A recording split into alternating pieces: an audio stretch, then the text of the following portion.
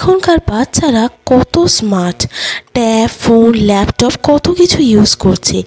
আর আমরা ভাই কেমন ছিলুম একবার ভাবেন তো।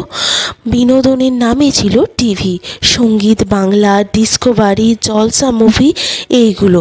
কারেন্ট চলে যাওয়ার অপেক্ষা যেন পড়তে না হয়।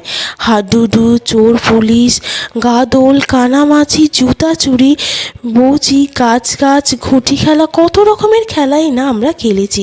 কত সব মজার সেই সব খেলাগুলি ছিল। আজ সেই সবই হারিয়ে যাচ্ছে। চাইলেও সেই সব জিনিস আর ফেরত পাওয়া যাবে না।